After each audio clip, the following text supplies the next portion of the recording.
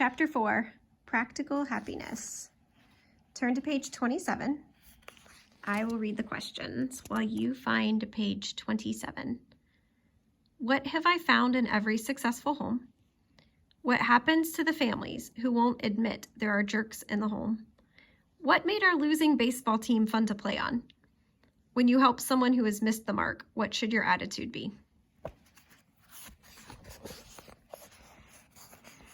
Chapter 4, Jerks. The practice of patience toward one another, the overlooking of one another's defects, and the bearing of one another's burdens is the most elementary condition of all human and social activity in the family, in the professions, and in society. For 40 years, I've been watching people and writing down what I've seen. Just now, as I pause to look around my office shelves, I count 57 journals full of experiences, biblical insights, and observances of people. As a 15-year-old, I began recording my findings with a simple desire to know God and His ways. My efforts have not been wasted. I'm convinced that no matter how great the family, without this particular element, they will have a serious fall. The common thread running through successful families is this: there's a jerk in every one of them.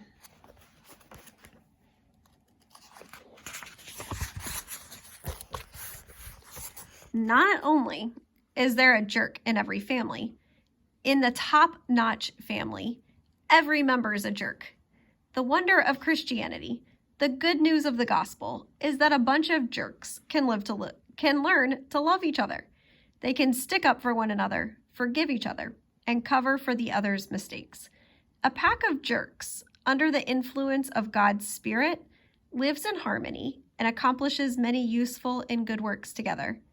In an effort to be the perfect family, some folks won't admit any jerks live at their address. When the curtains are closed, they argue with one another, make rude comments, and hold grudges. But when the neighbors come to visit, everyone smiles and is full of fun. But when the neighbors leave, the jerks reappear, creating a ruckus. Pride comes before a fall and keeps a family from accepting the truth that jerks live in their home. Therefore, where there are no jerks, a fall is coming. Many individuals and families have great qualities and talents. You love being around them. You can't imagine an evening of frustration with acts of selfishness displayed by the entire family, even the adults. Yet it occurs in varying degrees from house to house. It happens to all of them at one time or another. I haven't visited every home in the world. Nevertheless, I have read Romans 3:23, which says, "All have sinned and come short of the glory of God." Jerk is another name for sinner. Every home is made up of a bunch of them. If you say there are no sinners at your house, you're lying or deceiving yourself. On the other hand, if you honestly admit you're a jerk, you'll find God deals honestly and mercifully with you. You'll experience His forgiveness and cleansing. If you deny God's assessment that all people are jerks, you cut yourself off from His help. He doesn't like fakes and resists the proud. Therefore, a family who refuses to acknowledge their jerkery will fall. I'm not suggesting you go out and describe all your family's failures just to prove you live with jerks. We already know the fact without you saying a word. The point is, when your sister acts selfishly, what did you expect? When your dad speaks sharply, why does it surprise you? There are a lot of smart sisters and many gentle dads. If you've got one of those, be glad. But what happens if your usually bright sister acts silly, or your gentle father gets mad? Don't be surprised, and by all means, don't get upset. It only confirms that there are jerks in your home too. I imagine that you've done something silly before as well, and you've probably gotten mad at least once in your life. In the most successful homes, every member knows that the whole bunch comes up short sometime or another. If you expect everyone to be perfect, you'll be disappointed. Sure, I'd like everybody in our home to live up to a high standard, and often they do. However, when they don't, I shouldn't throw up my hands in shock and look around to see if anyone outside the house saw it. Whether you call it falling short, missing the mark, sinning, or acting like a jerk. When someone in your house wrongs you, don't take offense. Stop and consider, what can I do for them? In a spirit of meekness, keeping in mind that tomorrow you might be the one who needs the help. Take action. Depending on the situation in your relationship to the guilty party, you might need to train, disciple, or maybe simply put an arm around their shoulder and give an encouraging word. Sometimes they might need you to step in and fix what they've broken or clean up their spill. At other times, to stay in the background and pray. When you're not shocked and offended by their failures, you're free to hear God prompt you to give what they need. Loving jerks is basic Christianity. It's God's heart. A family who loves sinners, especially those in their own home, experiences joy in the middle of problems. They know the security that comes with acceptance in the midst of failure. As a 9th grader, I played first base on the school baseball team. I can't think of those days without laughing. Ron Fountain, our left-handed pitcher, and an outfielder named Scroggins might have had some level of respectability, but the rest of us were a cut below your average ball player. From the beginning, we knew we weren't very good, and after the first game, we had to lower our opinion even further.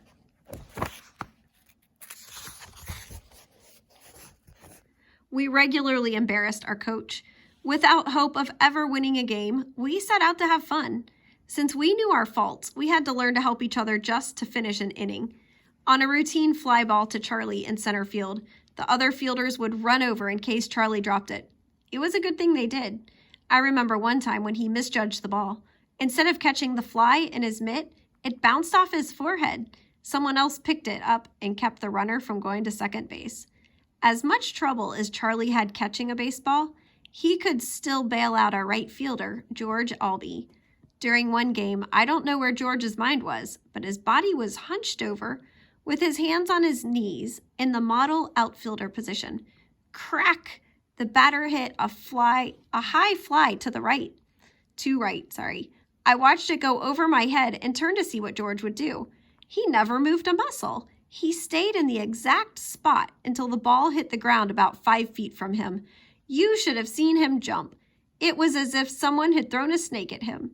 Charlie was right there, though, to back him up. Even though he couldn't catch a ball in the air, he could pick one off the ground and throw it to second base, again, keeping the runner on first. We lost every game that season except one. In the final game, we beat the first place team. I don't think we had improved as ball players, but at the end of the season, we had just learned to make up for each other's faults. It did help that Fountain pitched his best game of the year, so the rest of us didn't have as many chances to make errors.